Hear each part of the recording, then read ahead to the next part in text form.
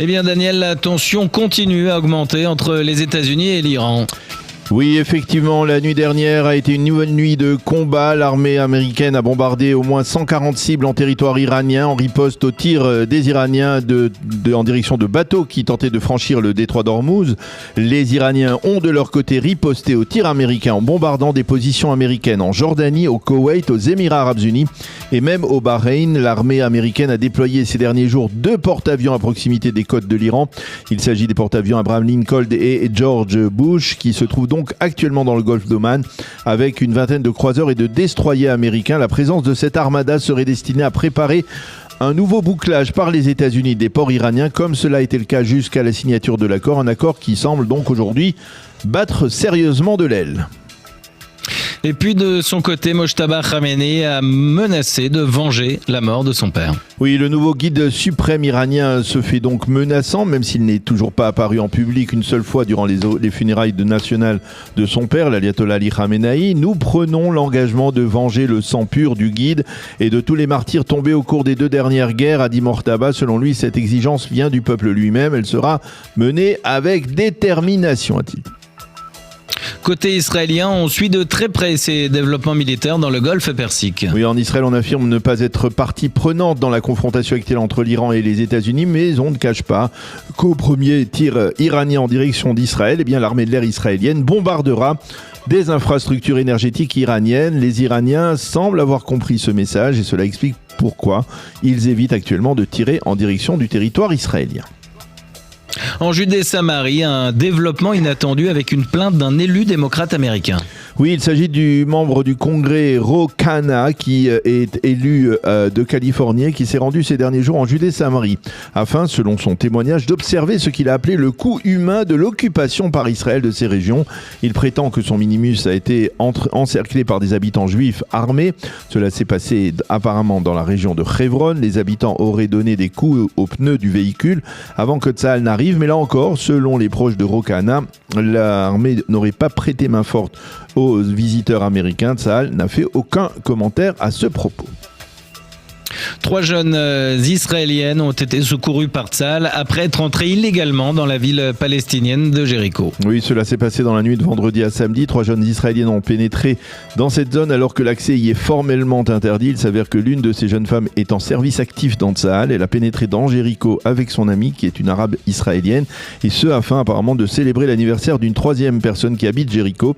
Quelques heures plus tard, 2 autres israéliennes ont pénétré dans le quartier des villas de Jéricho. Dans les 2 cas, l'unité de coordination entre la police palestinienne et Tsahal a très vite réagi. Les Israéliennes ont été remises aux forces de Tsahal par les forces de la police palestinienne. Et puis un développement important dans la lutte contre l'antisémitisme. Oui, l'Allemagne s'apprête à devenir le premier pays européen dans lequel le déni de l'existence d'Israël va être considéré comme un délit pénal. C'est la chambre haute du Parlement allemand qui en a décidé ainsi, de telle sorte que désormais toute personne qui nierait l'existence d'Israël serait condamnée à une peine pouvant aller jusqu'à 5 années d'emprisonnement. Il faut que le texte soit également voté et soumis au Bundestag, qui est la chambre basse, ou si l'on préfère le Parlement allemand. Il faut tout de même souligner que ce projet de loi ne fait pas l'unanimité en Allemagne. Et puis, politique intérieure, coup de tonnerre au sein du Chasse après des déclarations du grand rabbin Yitzhak Yosef, le leader spirituel du parti séfarade orthodoxe. Oui, le rabbin Yitzhak Yosef a indiqué hier soir dans une conversation fermée avec des proches que Chasse pourrait soutenir lors des prochaines élections Gadi Eisenkot au poste de Premier ministre. C'est la première fois, il faut le souligner, depuis 30 ans que Chasse envisage de soutenir un autre candidat que Binyamin Netanyahou. Le rabbin Yosef a déclaré: Gadi Eisenkot est un homme bien, il aime ceux qui étudient la Torah, sa grand-mère votait Chasse et elle aurait voulu qu'il soit rabbin. On peut le soutenir afin qu'il soit le prochain Premier ministre, a dit le Rav Yosef, qui a également traité Binyamin Netanyahou de menteur, en particulier parce qu'il n'a pas fait voter la loi sur l'enrôlement des élèves des yeshivot au cours des 4 dernières années. Ensuite, le Rav a déclaré dans son cours de Torah hebdomadaire que Netanyahou ne ferait pas de teshuva, mais que Gadi Eisenkot, oui, des déclarations qui risquent de faire beaucoup de bruit dans la classe politique israélienne. Et puis Daniel, pour terminer, alors que le Likoud entre dans une semaine critique, le député Dany Louz a annoncé hier qu'il quittait le Likoud. Oui, ce n'est pas à proprement parler une surprise. En effet, au cours des derniers mois, Dany Louz qui est francophone, on le sait, a été un des députés Likoud les plus farouchement opposés à la loi sur l'enrôlement des élèves des yeshivot, puis à la loi sur la centralité de l'étude de la Torah, et cela lui a attiré les foudres de plusieurs députés et ministres Likoud, y compris de Binyamin Netanyahou, mais de facto Dani Louz est le dernier des députés Likoud rebelles à quitter le Likoud après Yuli Edelstein et Sharan Haskel.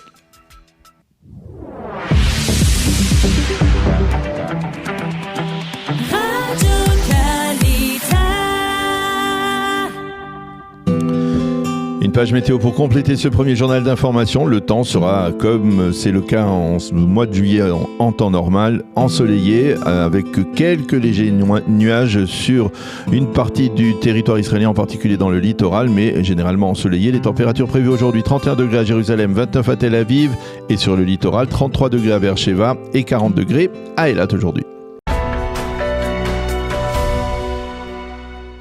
Nous avons le plaisir d'être en ligne avec Raphaël Hamzalag. Raphaël, bonjour, Boker Tov.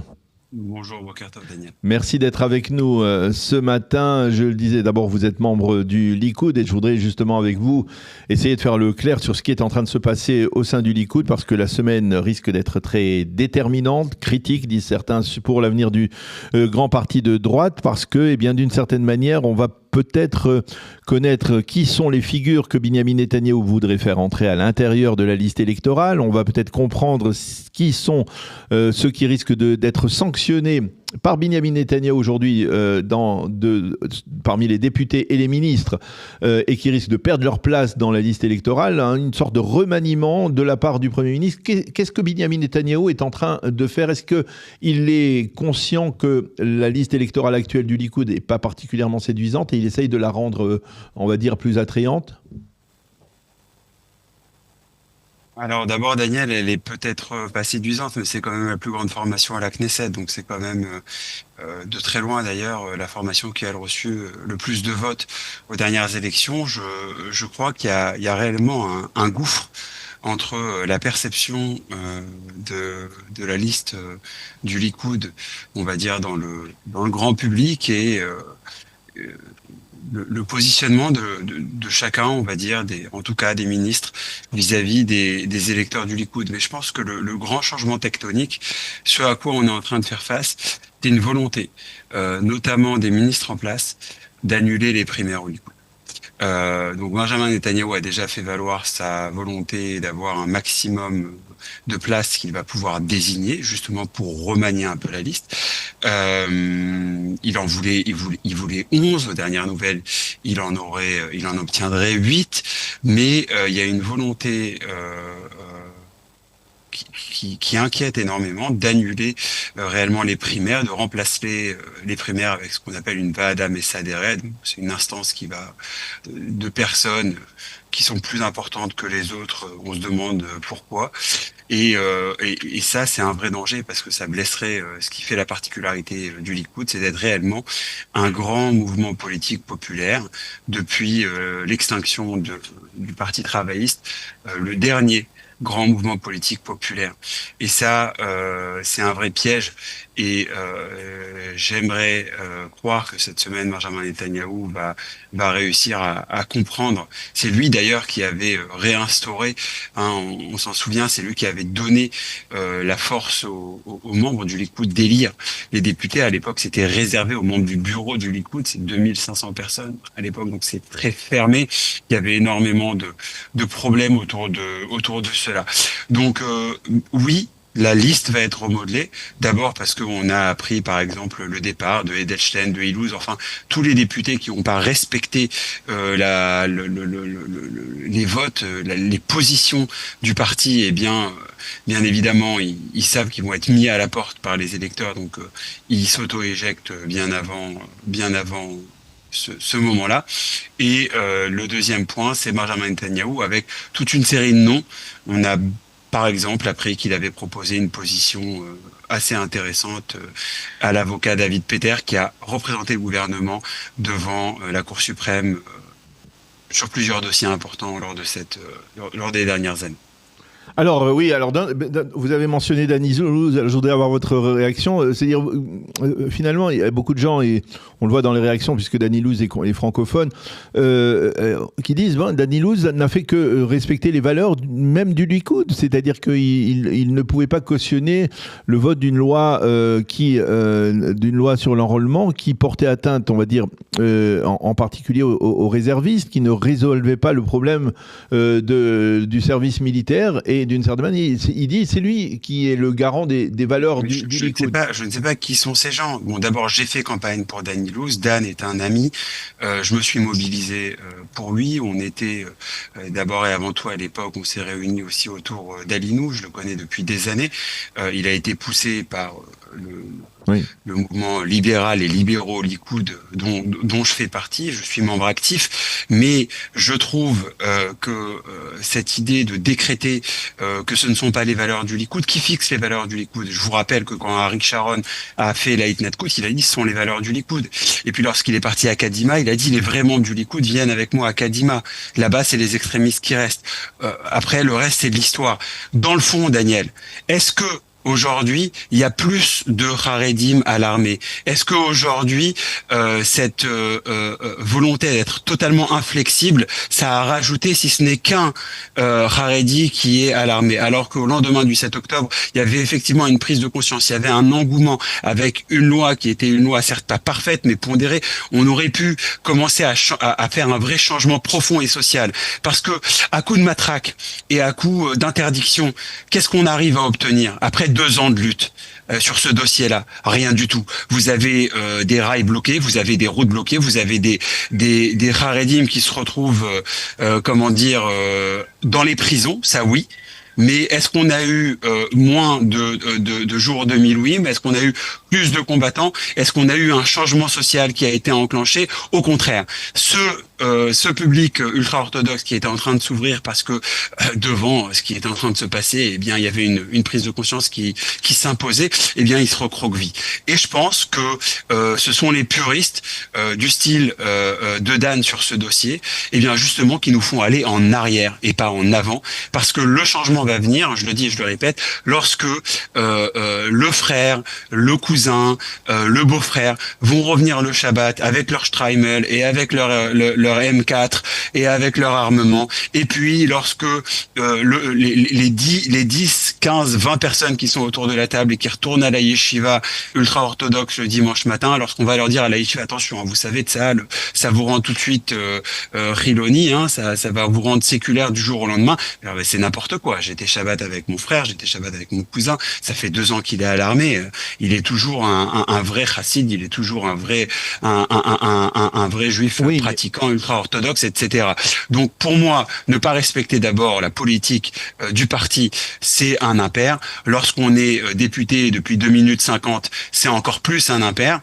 Et lorsqu'on prétend représenter le parti, alors qu'au final, ça a été voté et il fallait suivre les directives de l'essentiel, je ne vois pas pourquoi ces gens-là devraient nous faire des leçons de morale. Je comprends pas. Alors on a bien compris, on ressent votre colère même d'une certaine manière. Alors absolument. Je voudrais finalement, par rapport à Binyamin Netanyahou, et pour revenir aux primaires, en fait, Binyamin Netanyahou a d'une certaine manière raison. Il dit c'est moi qui apporte au Likoud ce volume de députés qu'il va obtenir aux prochaines élections. Laissez-moi choisir la liste électorale qui conviendra le plus et qui sera la plus séduisante, parce que finalement des députés comme Tali Gottlieb aujourd'hui ne servent pas l'intérêt du Likoud. Mais j'en suis pas persuadé, Daniel, c'est là-dessus que vraiment je ne suis pas persuadé aujourd'hui. Je peux vous le dire, sur tous les sondages qui sont faits par rapport aux primaires potentielles au Likoud, ce sont les députés qui ont été, j'allais dire, les plus francs, les plus directs sur les dossiers judiciaires, c'est-à-dire sur la position de l'appareil judiciaire et sur le conflit qu'on a entre aujourd'hui le gouvernement et la Cour suprême. Ce sont eux qui ont le plus de voix. moi, je serais prêt à prendre un pari, Daniel, pour vous dire que si demain les primaires ont lieu au Likoud, vous allez voir Yariv Levin arriver dans les 3 premiers, et vous allez voir Tali Gottlieb améliorer son score et arriver, à mon avis, dans les 10 premiers. C'est-à-dire qu'aujourd'hui, ce qui est très important pour les électeurs du Likoud, c'est pas nécessairement ce qui est très important aux yeux d'un électeur d'Agudat Israël, de Chasse, de Gantz, j'en passe et des meilleurs. C'est-à-dire qu'aujourd'hui au Likoud, on comprend qu'on a le pouvoir et qu'on forme des gouvernements depuis des années et des années. Mais lorsqu'on arrive à passer en 2015 une loi contre les immigrants illégaux, une fois, 2 fois, 3 fois et à 3 reprises, alors qu'il y a eu 3 lectures, que ça a été ratifié par la Knesset, c'est débouté par la Cour suprême. Et lorsqu'on voit que dans ce gouvernement-là, sur 4 ans, de façon systématique, non seulement l'avocat du gouvernement, qui est la conseillère juridique, n'a pas représenté le gouvernement, mais était contre le gouvernement à chaque instance, à chaque loi, de façon quasi systématique. Et on a été débouté, on a pu avancer, j'allais dire, à rythme de tortue au lieu de pouvoir, en tout cas sur les dossiers fondamentaux, sur les dossiers sociaux fondamentaux, pas sur les dossiers sécuritaires. On a effectivement avancé très lentement. Eh bien, ça met en colère les électeurs du Likoud parce qu'ils ont l'impression que leur voix, eh bien, au final, c'est comme un vote blanc, c'est factice, ça ne fait rien avancer. Et donc aujourd'hui, on est, j'allais dire, au summum de ce dossier-là sur lequel on doit trancher. D'ailleurs, les électeurs du Likoud qui ont été déboutés avec cette fameuse nuit galante et ce qui a précédé au 7 octobre sur la réforme judiciaire, là-dessus, ils en ont aussi gros sur le cœur et ils veulent revenir aux urnes parce que c'est la façon démocratique de s'exprimer, c'est la façon de faire entendre la voix du peuple et pour cela, ils vont élire les députés qui sont justement à la pointe de cette lutte. Alors, vous ne pensez pas, Raphaël, que quelque part, cette attitude de Binyamin Netanyahou, c'est peut-être un peu, même de sa part, un indice du début de la fin, c'est-à-dire qu'il est prêt à jouer le tout pour le tout face à l'électorat populaire qu'il a conduit au pouvoir, qu'il a reconduit à de multiples reprises, et qui se dit, ben, ça sera ou ça passe ou ça casse, et je partirai. Non, mais ça c'est une excellente question, Daniel. Je n'ai pas tout à fait répondu à votre précédent. C'est-à-dire que oui, Benjamin Netanyahou apporte le plus gros des mandats du livre. Oui. Aujourd'hui, Benjamin Netanyahou, c'est évident, c'est plus, j'allais dire, il vient bien évidemment avec tout ce qu'il a passé, il a un poids électoral énorme et dans un paysage politique complètement bipolaire. Hein, on a les anti, on a les pro-Bibi. Alors bien évidemment, on va sur les extrêmes. Bien, il y a une réaction d'engouement parfaite qui me ferait, moi, qui suis un grand défendeur des primaires, accepter, par exemple, qu'on puisse donner à Benjamin Netanyahou de positionner 8 députés. Voilà, parce que c'est une flexibilité qu'on doit lui donner et parce que, pour ma part, avec sa popularité, il le mérite.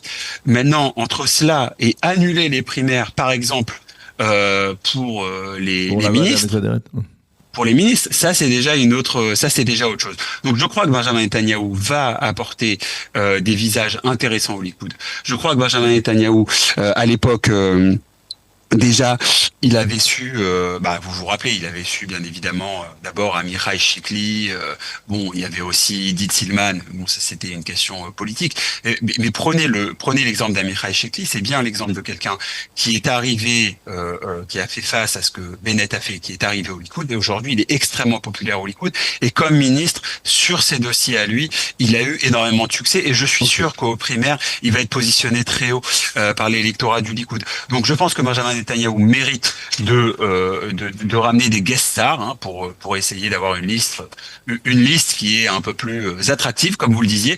Mais je pense aussi que en éliminant les primaires, ce serait faire une erreur stratégique importante parce que maintenant Benjamin Netanyahou est, j'allais dire, peut-être au sommet de sa popularité. On le saura le jour des élections parce que les sondages aussi sont un peu bipolaires. Mais si c'est le cas, il faut pas oublier que les primaires, la grande culture démocratique du Likoud, c'est quelque chose qui est ancré et c'est quelque chose qui fait la force de ce parti, Daniel. Alors, une dernière question, il nous reste environ 1 minute 30. Vous avez probablement entendu les déclarations du Rav Yitzhak Yosef d'hier soir. Je ne sais pas si vous les avez entendues ou pas. Le Rav Yitzhak Yosef est très critique envers Binyamin Netanyahou et très conciliant envers Gadi Eisenkot. Il dit que Gadi Eisenkot, c'est un type bien, qu'il est traditionnaliste, ce qui n'est pas le cas de Binyamin Netanyahou, et que Binyamin Netanyahou est un menteur qui a promis le vote de la loi d'enrôlement. C'est la première fois que le parti Chasse, on va dire, se dérive d'une certaine manière de la ligne traditionnelle qui est de soutenir sans réserve Binyamin Netanyahou. Est-ce que vous pensez que c'est le... Ça dépend jusqu'à quand vous remontez. On se souvient que c'est Chasse qui a fait passer les accords d'Oslo. Ah non, avant on parle bien entendu depuis le début depuis que Binyamin Netanyahou est revenu au pouvoir. Daniel, votre question est bonne, mais si on doit s'arrêter sur ce que le Rav Yitzhak Yosef a dit,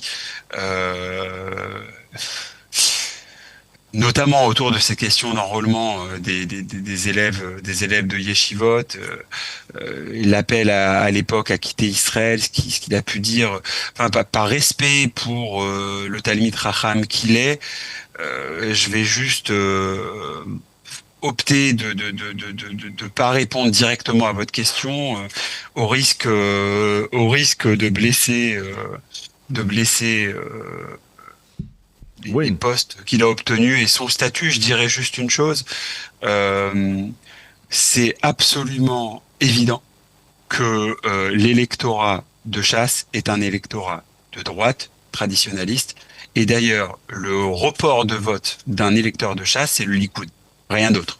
Donc la capacité, pour ma part, il est en train de faire le jeu de Babchik et Golknov, à savoir on n'est pas chez vous à 100%, vous n'avez pas offert ce que vous nous avez promis. Je pense par contre qu'il a raison d'être agacé, parce que c'était quelque chose sur laquelle ce gouvernement s'était engagé. Maintenant, ces déclarations, elles sont, comme bien souvent chez lui, extrêmement contre-productives. Ça, c'est ma position. Voilà, on va en rester là en tout cas. Merci beaucoup Raphaël Hamzallah de nous avoir très clairement donné votre avis sans langue de bois sur les derniers développements, en particulier donc sur ce qui risque de se passer cette semaine autour des primaires du Likoud pour la liste électorale. Merci beaucoup d'avoir été avec nous ce matin. Bonne journée, bonne continuation, Shavua Tov. Merci, au revoir, Shavua Tov.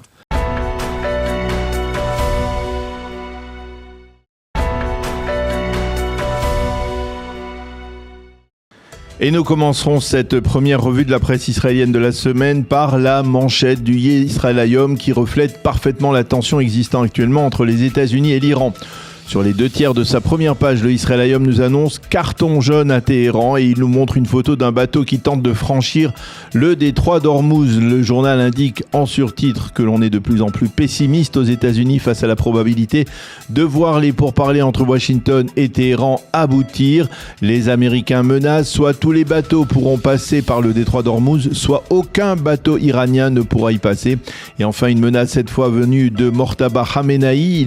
Celui-ci promet de venger la mort de son père, et cette menace est également mentionnée en première page du Yediot Aharonot de ce matin. Le journal souligne que même à l'issue des obsèques de son père, Mortaba Khamenei n'est pas apparu une seule fois et n'a même pas fait entendre le son de sa voix, ce qui ne l'a pas pourtant empêché donc de menacer les Américains. Et le Yediot Aharonot nous montre en page 6 une photo où l'on voit des femmes iraniennes brandir une banderole sur laquelle on peut lire « Il faut tuer Donald Trump ».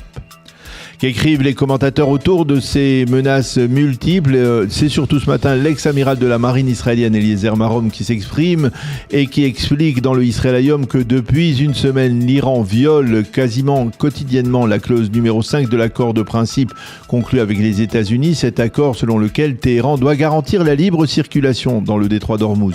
Au lieu de cela, les Iraniens bombardent des bateaux et en riposte, les Américains ont donc pilonné des dizaines de cibles iraniennes, comme ils l'ont fait d'ailleurs même la nuit dernière. Eliezer Marom considère que dans ce contexte, les Iraniens pourraient être tentés d'attaquer Israël et alors Israël en représailles bombardera des cibles d'infrastructures énergétiques, ce qui devrait alors considérablement déstabiliser le régime des Mollahs.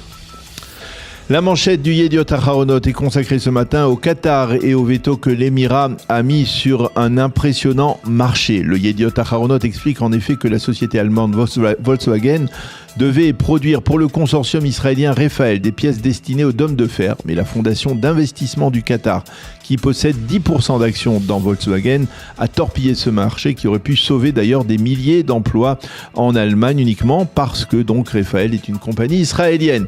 La compagnie allemande a validé les faits et dans le même ordre d'idées, même l'accord sur la vente de la compagnie maritime israélienne Steam à un consortium allemand risque d'être torpillé par les Qataris et aussi apparemment par les Saoudiens. Le Israël Hayom a choisi de mentionner sur une double page le 20e anniversaire de la Seconde Guerre du Liban qui tombe aujourd'hui, 12 juillet. Et c'est Lilach Chouval qui a été désignée pour rédiger ce dossier. Elle a voulu dresser une comparaison entre le Tsahal de 2006 et celui de nos jours. Pour ce faire, elle a fait rencontrer deux commandants de brigade des parachutistes, Chagai Mordechai qui était en poste en 2006 et le commandant Roy Itzig qui commande aujourd'hui la brigade des parachutistes. Les deux officiers reconnaissent que les changements dans la manière de combattre de Tsahal sont énormes en 20 années. À l'époque, Tsahal souffrait d'un terrible manque de préparation après s'être enlisé, selon eux, dans la confrontation avec les terroristes palestiniens durant la seconde intifada. De même, les renseignements militaires étaient nettement moins fiables qu'ils ne le sont aujourd'hui. Les cartes topographiques du Sud-Liban étaient totalement déficientes et la logistique était cruellement en retard. Toutes ces lacunes ont été corrigées au point que les cartes topographiques sont réactualisées aujourd'hui au jour le jour, expliquent les deux officiers supérieurs à Lilach Chouval. Et puis ce matin, le Israël Hayom a demandé à Maya Moreno Ohana, la veuve du lieutenant-colonel Emmanuel Moreno, d'écrire sur son mari, héros d'Israël, tombé au dernier jour de la Seconde Guerre du Liban. Et Maya Moreno s'adresse à son mari Emmanuel. Tu nous manques depuis cette date, il y a 20 ans, tu nous manques dans les différentes étapes de la vie, dans les grandes joies familiales. 20 ans que la Seconde Guerre du Liban a débuté et nous sommes toujours au Liban. Et les mots que l'on entend ravivent nos souvenirs, mes souvenirs de douleur, souvenirs de languissement, de ce que j'ai perdu dans ce Liban et de ce que tant de veuves ont perdu ces derniers mois et ces dernières années.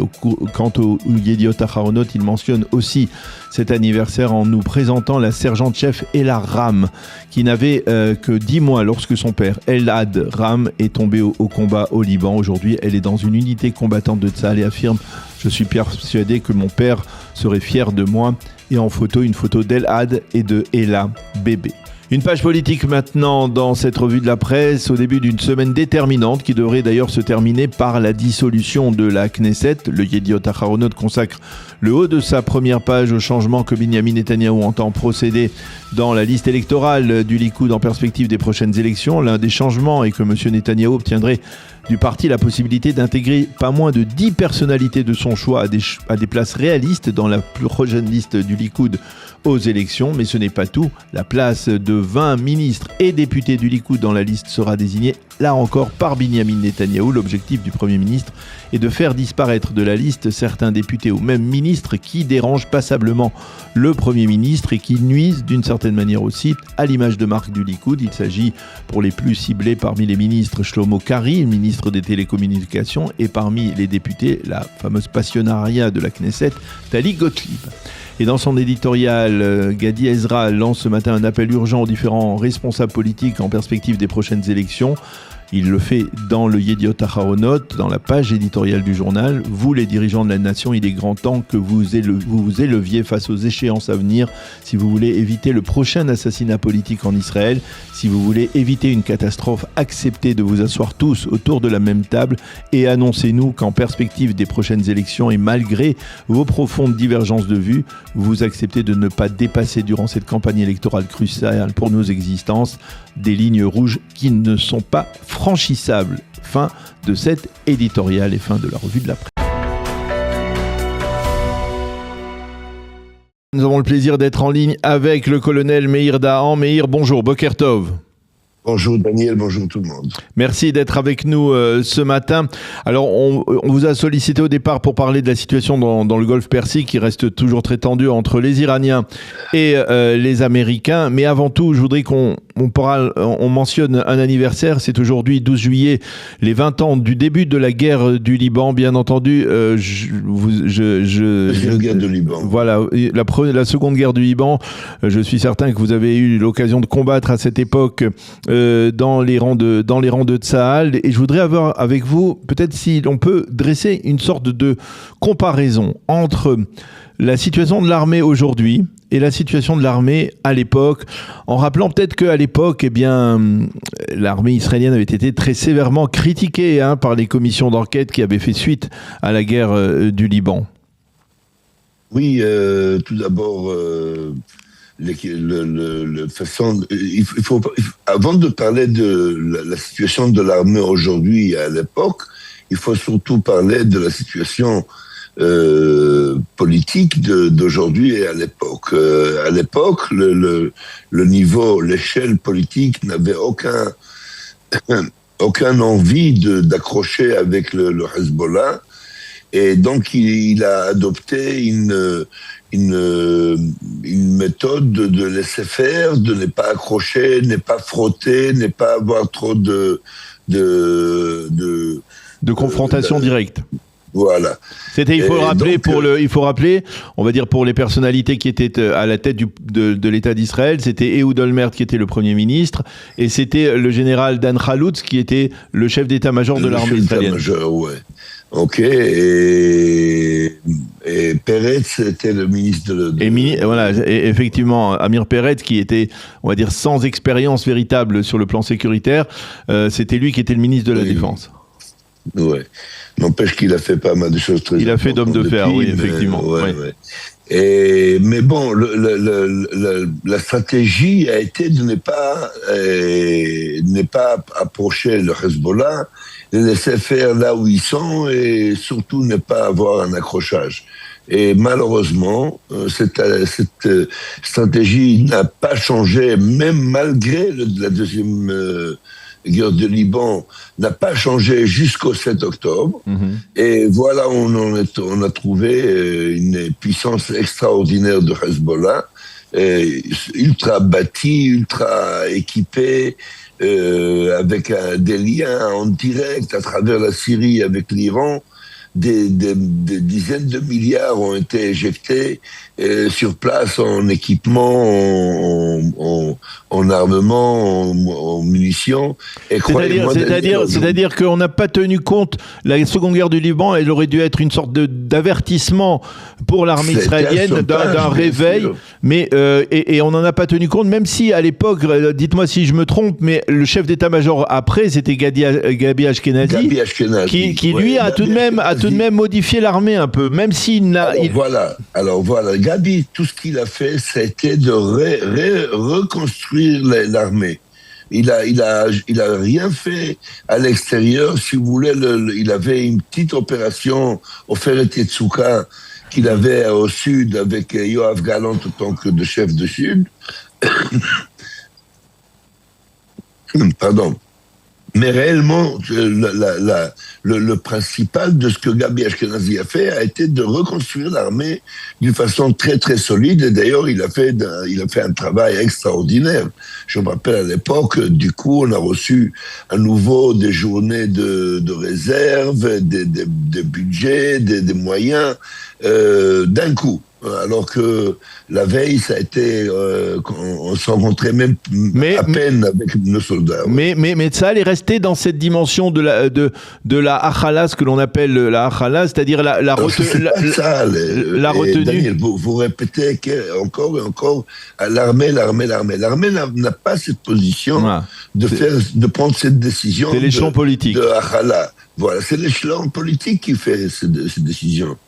Même aujourd'hui, regardez un peu notre situation, sans que je suis positif ou négatif.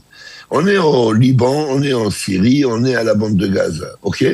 Et est-ce qu'on fait le travail qu'on fait ? Non, parce qu'il y a l'échelon politique qui nous demande, qui nous donne des restrictions, qui nous donne des ordres. Qu'est-ce qu'on a le droit de faire ? Qu'est-ce qu'on n'a pas le droit de faire ? Est-ce que, alors, je vais revenir sur les causes de la guerre, parce que, est-ce que c'était, on a dit que c'était à cause de l'armée, c'était à nouveau l'armée qui était enveloppée qui était engagée dans des activités policières en Judée, en Samarie, pendant la seconde intifada. Bon, ça c'est vraiment des attitudes négatives qui disent ça. Ouais. L'armée est là pour garder la sécurité sur tous les fronts de l'État d'Israël. Pointe à la ligne. Et on n'est pas ni policier, ni rien. C'est vrai qu'on est très occupé en Judée-Sumérie, le long de la ligne jordanienne. C'est normal, c'est la frontière la plus longue, et c'est là-bas où il se trouve la plupart de ceux qui nous veulent du mal. Ok, l'autorité palestinienne ne tient pas le coup, n'arrive pas à maîtriser. Et regardez Jenin, Shrem et Tulkarem comme exemple. Et c'est à nous de mettre de l'ordre là-bas sur place. Ce dernier temps, on a une jeunesse juive israélienne qui fait pas mal de dégâts et pas mal de honte, d'ailleurs, de ce qu'ils font là-bas, et on est occupé avec eux aussi. Mais bon, c'est le travail de l'armée, c'est clair. Et là-dessus, on rajoute la frontière nord, la frontière sud, et encore l'Iran, et encore le Yémen, et encore. C'est notre travail. On n'est pas professionnel, on est israélien, on est juif, on défend notre existence, on défend notre pays et notre peuple et nos familles. Alors ça, c'était, on va dire, c'est les comparaisons. Il y en a, je lisais ce matin dans un éditorial que à l'époque, par exemple, les services de renseignement militaire n'avaient pas préparé de carte topographique parce que bien ils pensaient un peu à la mode de l'ancien chef d'état-major aussi, Gadi, comment s'appelle-t-il, Moshe Yaalom, qui disait que en fait les missiles du Hezbollah allaient rouiller sur leur rampe de lancement. C'était ce sentiment que le Hezbollah n'attaquerait on réalisait pas jamais. Alors qu'aujourd'hui, les cartes topographiques, elles sont réactualisées au jour le jour au sein des services des renseignements. Ça veut dire que quand même, on a tout de même tiré les leçons. Tout à fait, mais les leçons ont été tirées il y a bien longtemps. Oui. Vous savez, les opérations qu'on a impliquées sur le Hezbollah ces 3 dernières années ne sont pas venues dans l'air vide. Ils sont venus sur une base de renseignement extraordinaire, vraiment d'une façon inimaginable. Je fais pas allusion qu'à opération Biper, je fais allusion à beaucoup d'autres choses qui continuent d'ailleurs aujourd'hui. On a une infrastructure intelligence extraordinaire sur tous les fronts. L'armée aujourd'hui n'a aucune comparaison de ce qu'il était en 2006. C'était quelque chose d'autre. Oui. Alors, je voudrais qu'on revienne maintenant sur l'actualité brûlante aujourd'hui. C'est le cas de le dire. Il y a aujourd'hui à nouveau des tensions. Il y a eu de la nuit dernière des tensions entre les États-Unis et les Iraniens. On voit qu'Israël reste sur la touche. Est-ce que vous avez le sentiment que cette genre de drôle de guerre, si je puis dire comme ça, entre les États-Unis et l'Iran va se poursuivre et qu'on va rester dans ce genre de situation mi-guerre, mi-négociation, au moins jusqu'aux élections de novembre, ou alors vous avez le sentiment qu'à un certain moment, les hostilités vont reprendre comme le 28 février? Tout d'abord, il faut voir qu'est-ce que ça coûte. La présence américaine sur place coûte une fortune, des milliards, et il ne peut pas se permettre. Ça, c'est d'une part. Mais il y a quelque chose d'autre qui est bien plus grave. Vous savez, les Émirats, l'Arabie Saoudite, Bahreïn, Qatar, toute cette région en face de l'Iran ont investi depuis 20-30 ans des trillions de dollars en munitions, en différents achats aux États-Unis, pour une seule raison, pour un seul moment. Et c'est le moment présent. Que lorsqu'il y aura un problème avec l'Iran, les États-Unis seraient là sur place pour les défendre. Ok ? Ils ont commencé l'opération, les Américains, en face de l'Iran. Et la situation pour les Émirats, pour l'Arabie Saoudite et le reste, s'est aggravée milliards de fois. Oui. C'est-à-dire que les États-Unis ne montrent pas la notoriété, ne montrent pas sa capacité de maîtriser et présenter une protection pour cette région. C'est la situation pour l'instant. Oui, elle peut changer. Je crois que les États-Unis ont tous les intérêts à changer cette situation en toute urgence.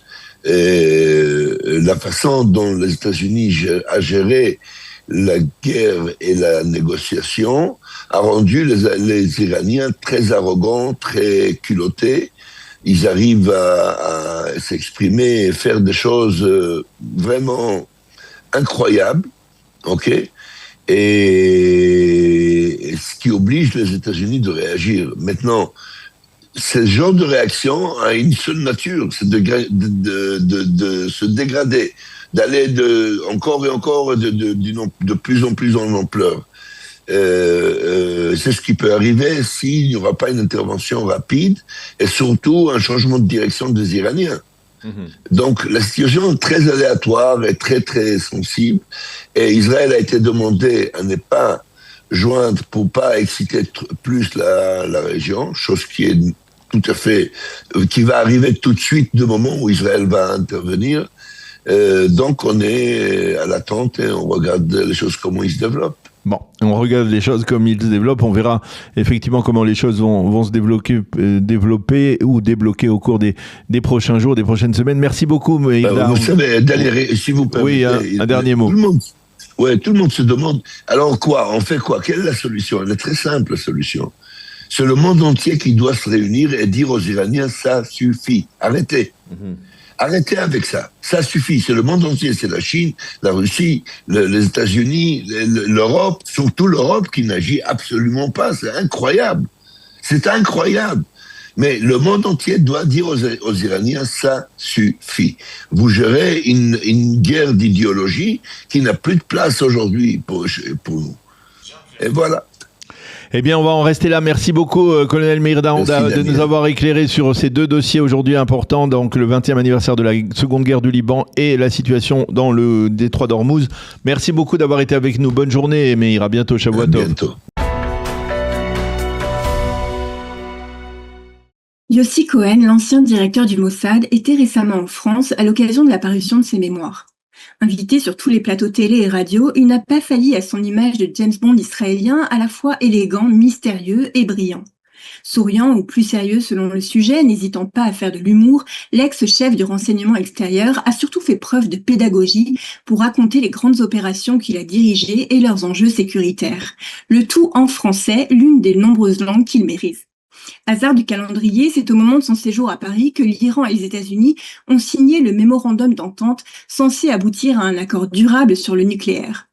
Interrogé sur ce qu'il en pensait, Yossi Cohen a redit à quel point il n'avait pas confiance dans la République islamique et ses craintes que tout cela ne débouche sur un mauvais accord. Par ses opérations spectaculaires, le Mossad intrigue et fascine partout dans le monde. Il n'y a qu'à voir les records d'audience des émissions qui en parlent pour s'en convaincre. Celles dans lesquelles Yossi Cohen s'est exprimé ne font pas exception et lui-même n'est pas dupe. Il sait parfaitement que cet aspect sensationnaliste va lui permettre de vendre son livre. Pourtant, c'est un message bien plus important que l'ex-directeur du renseignement extérieur veut délivrer. Celui d'un sionisme fort qui clame sa volonté inébranlable de défendre l'État juif contre tout ce qui menace son existence et qui menace aussi tout le monde libre. Comme d'habitude, seule une partie de ceux qui ont écouté Yossi Cohen sur RTL ou LCI seront susceptibles d'entendre son message. Les autres sont des cas qu'on peut qualifier de désespérés par leur surdité et leur mauvaise foi. Le meilleur exemple, les commentaires haineux des internautes après l'interview de Yossi Cohen dans le podcast Légende. À quand une interview de Jack l'Éventreur ou du diable, pouvait-on lire?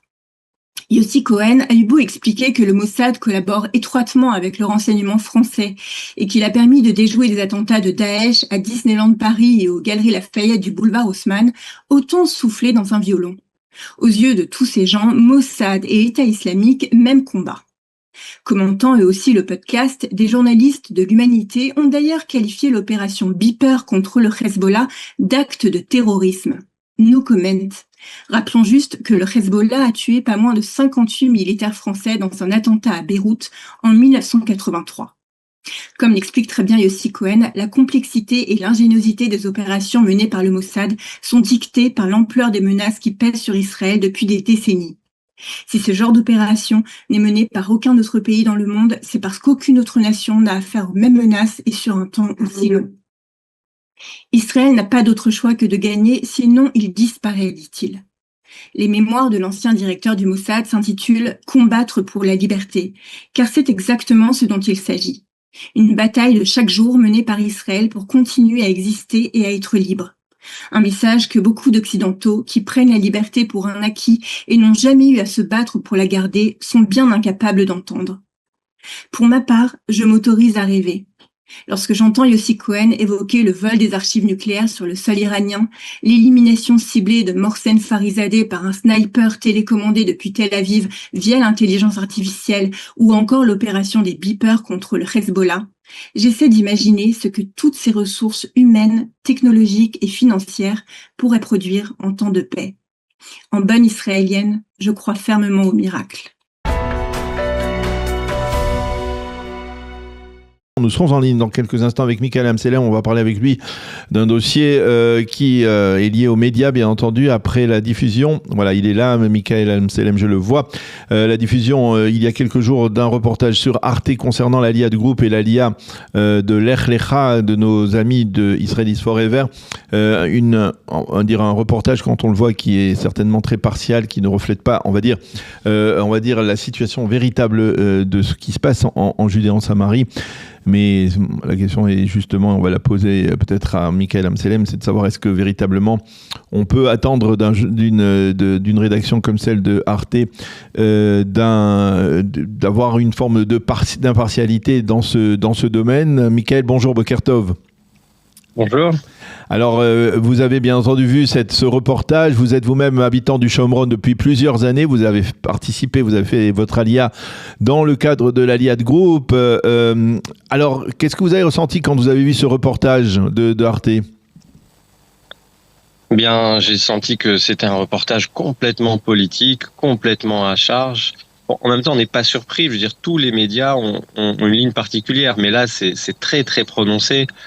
Et à mes yeux, il faut comprendre que ça, à mon avis, ça rentre dans un contexte. Tout récemment, il y a eu des sanctions contre une association qui s'appelle Regavim. Ils leur ont bloqué les comptes bancaires européens. Et donc, à mon avis, ça, c'est une commande, je ne sais pas d'où, je ne sais pas de qui, mais qui vise à préparer, je dirais, de monter une cabale pour créer des sanctions et contre Lech Lecha et l'Aliyah de groupe. Ce qu'il faut remarquer, ils veulent attaquer. Ouais. Ils veulent attaquer les Juifs, les Français, en France en tout cas. Ils veulent attaquer d'une façon ou d'une autre. Il faut criminaliser, diaboliser les Juifs en Judée. Ce que j'ai remarqué, c'est que dans ce reportage, il n'y a pas eu d'interview de gens des habitants de Judée et de Samarie, des Olim de France, qui ont fait comme si d'une certaine manière vous aviez fait un bloc contre ce genre de reportage, comme si vous y attendiez d'une certaine manière à cette forme de partialité de la part de Arte ou de la part de la rédaction de ce reportage. Il y a plusieurs personnes, ils ont tenté de contacter plusieurs personnes. Nous, on était au courant, on savait, il fallait faire attention. Il y a eu une personne qui a été interviewée, mais j'ai envie de dire que les journalistes, c'est morceau choisi. Ils choisissent ce qu'ils veulent, ils construisent ce qu'ils veulent, ils mettent les messages qu'ils veulent, les images qu'ils veulent. Et ils construisent tout autour des messages, ils écrivent ce qu'ils ont envie. Moi, si j'ai envie d'intervenir, c'est parce que quand on habite en Judée ou en Samarie, eh bien, on vit des choses, on vit un rythme, on vit dans une certaine culture que les Juifs de France ou même les Juifs d'Israël ne connaissent pas. Et alors évidemment, ceux qui nous détestent connaissent encore moins. Et ce qui compte pour moi, c'est de témoigner. Et moi, ma particularité, pourquoi ça me touche personnellement, c'est parce que moi, j'ai grandi, quand j'ai grandi à Strasbourg, j'étais à 200 mètres, littéralement 200 mètres des bureaux de Arte. Il faut comprendre que Arte, c'est une chaîne, parce qu'il y a le diffuseur et il y a le producteur, mais en tout cas, le diffuseur, il faut comprendre que Arte, c'est une chaîne qui est censée représenter l'Europe, le dialogue, la réconciliation franco-allemande, puisque c'est une chaîne franco-allemande. Oui. À Strasbourg, dans cette ville symbole, dans laquelle il y a le Parlement européen, etc., etc. Donc, oui, Arte, c'est un symbole. Moi, quand j'ai grandi, avec Arte, j'ai vu pousser les locaux de Arte, j'ai vu pousser les bâtiments du Parlement européen et autres institutions européennes. Donc, pour moi, c'est tout un symbole de paix, de réconciliation, de pont, etc. Et aujourd'hui, quand je vois ce même média diffuser finalement un documentaire complètement à charge et criminalisant et qui n'est pas du tout dans la recherche de paix, pas du tout dans la recherche de dialogue, pas du tout dans la recherche de réconciliation, je me dis qu'il s'agit d'une commande politique, quelque chose d'absolument contraire à leurs propres valeurs. Alors, qu'est-ce que vous pensez qu'il faut faire face à ce genre de reportage? Est-ce qu'il faut alerter, réagir, alerter comme vous le faites aujourd'hui, mais alors aller peut-être même plus loin pour écrire, essayer de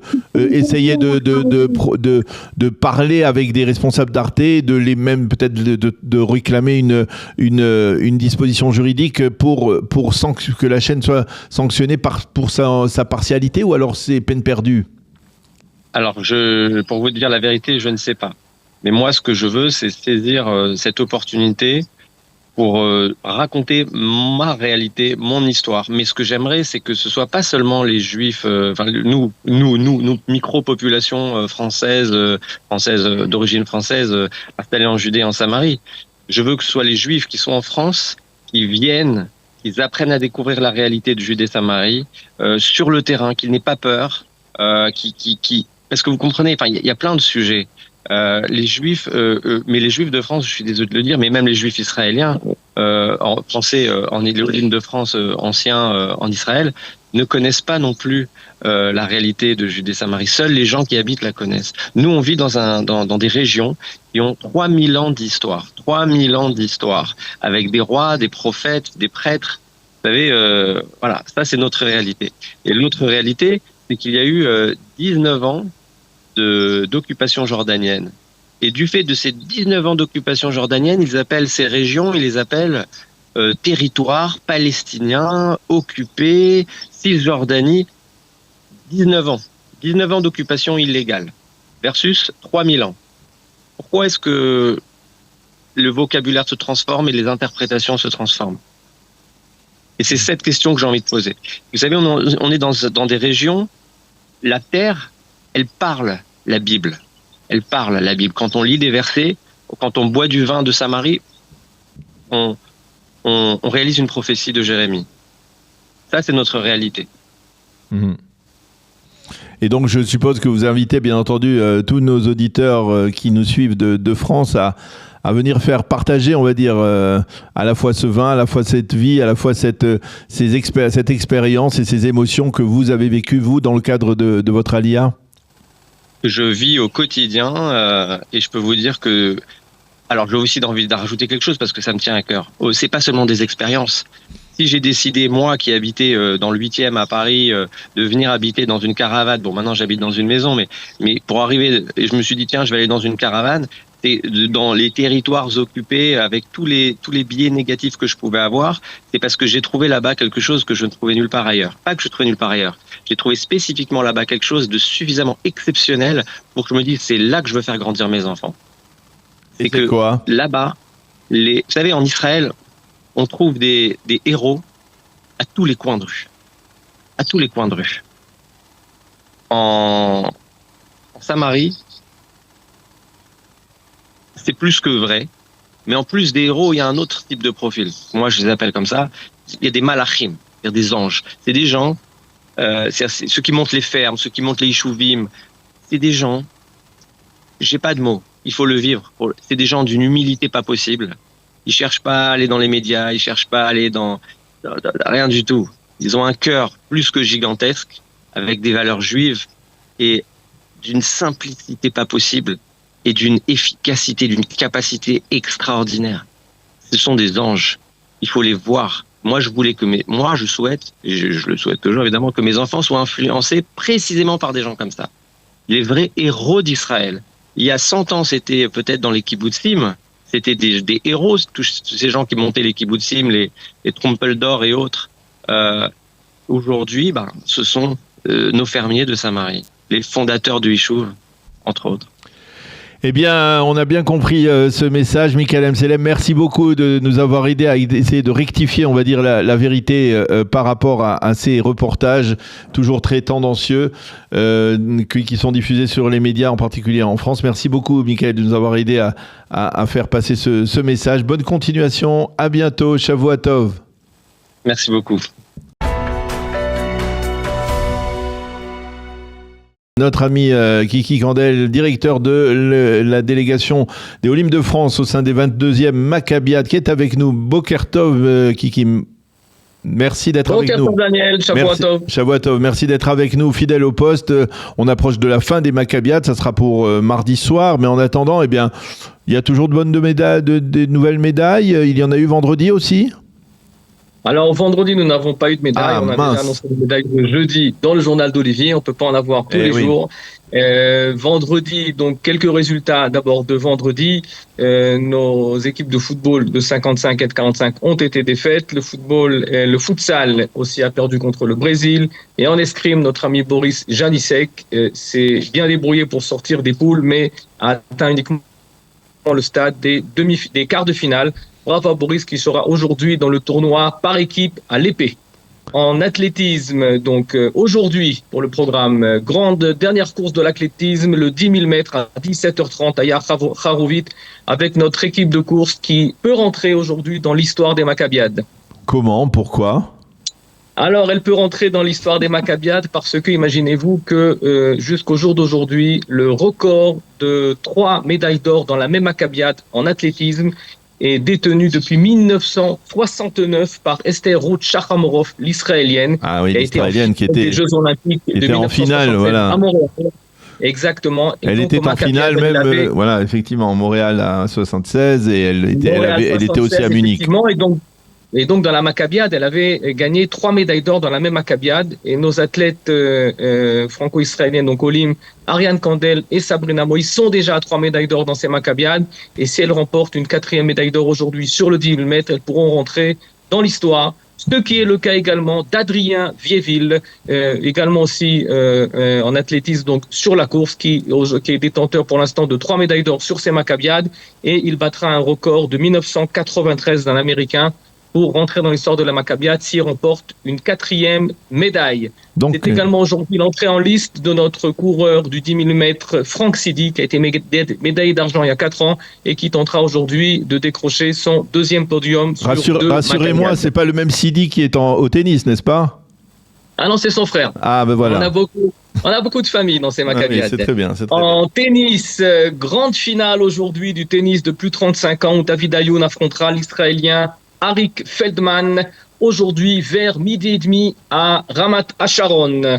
En futsal aussi, nous avons aujourd'hui également le grand match pour la 3e place, donc pour la médaille de bronze de l'équipe emmenée par David Ishaï et Adriel Simon à 18h30 au lycée OL Shem Herzliya. Donc, grande petite finale pour la médaille de bronze de notre équipe de futsal Open. Et on peut également parler du tableau des médailles. J'ai demandé à mon ami Solal de mettre le tableau. Vous verrez que sur le tableau Open, la France se trouve toujours en 3e position, derrière Israël et les États-Unis d'Amérique intouchables. Mais en tout cas, on réalise une très très grosse performance. Et on a le sentiment de la garder cette 3e place jusqu'à la fin ? Oui, je pense qu'on va garder cette 3e place. Je pense qu'aujourd'hui, on devrait quand même encore avoir quelques médailles, dont certaines en or, et ce qui nous permettra de conserver cette 3e place en principe jusqu'à la fin des Maccabiades. Est un exploit sans précédent, j'ai envie de dire, en tout cas des Olympiques de France. Eh bien, ça, on le conçoit tout à fait, on comprend tout à fait qu'on est en train de vivre des instants historiques, comme vous le disiez, presque, on ne va pas dire bibliques, mais historiques, sans trop exagérer quand même, mais historiques donc à l'occasion de ces 22e Maccabiades, en particulier autour de la délégation des Olympiques de France, qui est parrainée, comme on le dit, on l'a répété, par Kalita. Merci encore, Kiki Kandel, d'avoir été avec nous ce matin. On se retrouve demain matin dans l'espoir de nouvelles médailles, de préférence en or, parce que bien on va dire le compteur risque de grimper, en tout cas dans ce domaine. Ça serait très sympathique qu'il y ait encore plus de médailles d'or. Merci beaucoup d'avoir été avec nous ce matin. Bonne continuation. Shavua Tov, à bientôt. Merci Daniel Shavuatov et allez les Olim.